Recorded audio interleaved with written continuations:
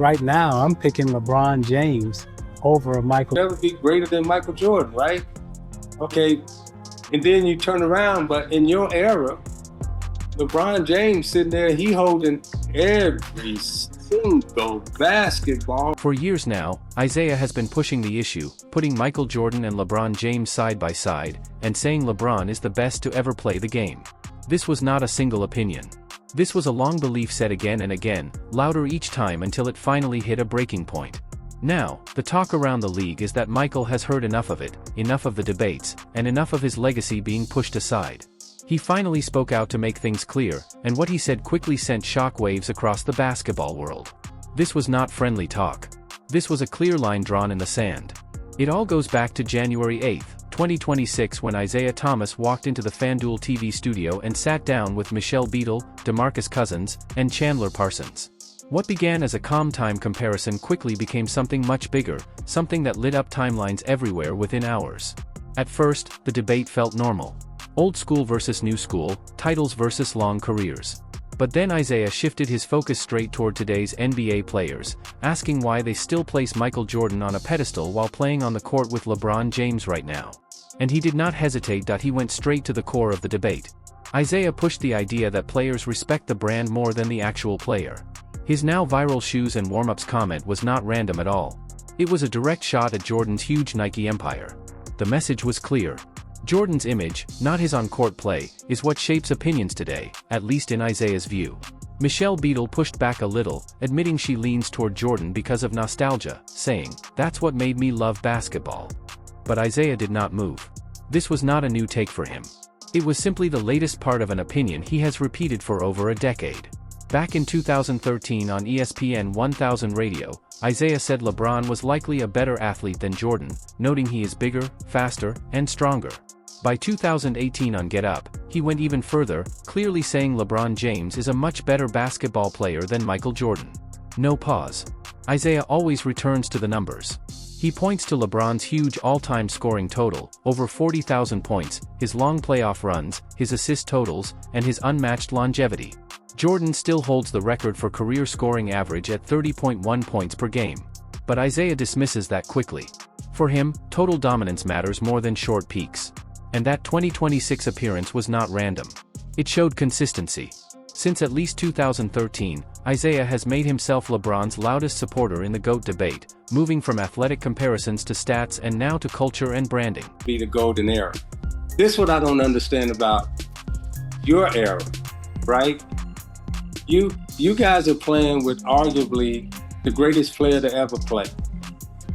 And excuse me when I say this, but y'all treat him like he ain't. Y'all go back and say, "Oh, Aaron was the greatest. Oh, Michael Jordan was the greatest. Nobody could ever be greater than Michael Jordan," right? Okay, and then you turn around, but in your era, LeBron James sitting there, he holding every single basketball record. I mean, every single one of them. And you're looking at a Kevin Durant and you're looking at a Steph Curry, but then when y'all say who the greatest, y'all talk about the guy that gave you some shoes and, gave you... Things became even more personal after The Last Dance came out in 2020. Isiah asked for a public apology, saying the tension would not end without it. Jordan took a clear shot at him in the documentary, and Isiah later said he did not realize how deep the anger really was until then. Context matters here. Isiah was not just a media voice. He was a rival.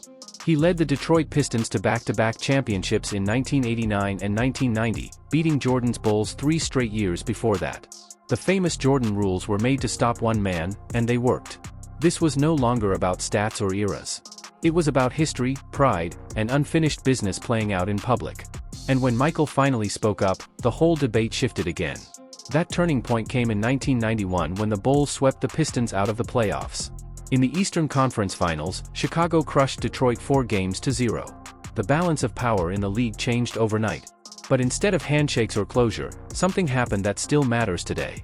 As the final seconds ran out in Game 4, Isiah Thomas and several Pistons teammates turned away and walked off the court.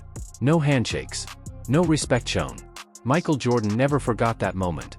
Not once. Isiah says that was just how his team acted back then. No ceremony, no fake respect, just business. Fast forward to today, when Thomas sits in a TV studio saying LeBron James owns every important basketball record while today's players keep praising the man who gave them shoes. The basketball world pauses and listens. But one big question always hangs in the air. Is this honest analysis, or is this an old grudge speaking? Because the tension between Thomas and Jordan did not start with GOAT debates or TV moments. It began decades ago, built on pride, rivalry, and memories neither man has ever released. Go back to February 1985. Jordan makes his All-Star debut as a rookie starter. He plays 22 minutes, takes only 9 shots, and ends with 7 points. Jordan believed that was not accidental. He saw it as a planned freeze-out led by veteran players. With Thomas often mentioned as a main figure, Jordan later said it hurt deeply. He called it a grudge game, explaining he tried to show respect early on, but kept hearing that Thomas was speaking behind his back. At that moment, Jordan decided he was finished playing nice. Thomas has always denied setting up any freeze-out, but the damage was already done. Trust was broken, and a rivalry was locked in. From 1988 to 1991, the Eastern Conference playoffs became a battlefield. This was where the rivalry truly took shape. The Pistons built a full system to stop one player, and they owned it proudly. Head coach Chuck Daly called it the Jordan rules. It was not hidden, it was not soft, and it was not accidental. In a later interview, Daly explained it simply. Anytime Jordan got by you, you hit him. You made contact. You made it physical every time. And the plan was harsh but effective. Bill Laimbeer, Rick Mahorn, and Dennis Rodman rotated like guards, meeting Jordan at the rim again and again. The results were clear. Detroit knocked out Chicago in 1988 with a 4-1 series win. They did it again in 1989, 4-2. In 1990, the Bulls forced 7 games, but Detroit still closed the door. For context, Jordan averaged under 25 points in the final 3 games of the 1988 series. For a player who finished his career averaging 30.1 points per game, that was rare control. The Pistons found a formula that worked and used it to the fullest. Thomas was the heart of those teams, the leader, the voice, the edge. The Pistons wore the bad boys name with pride, not regret.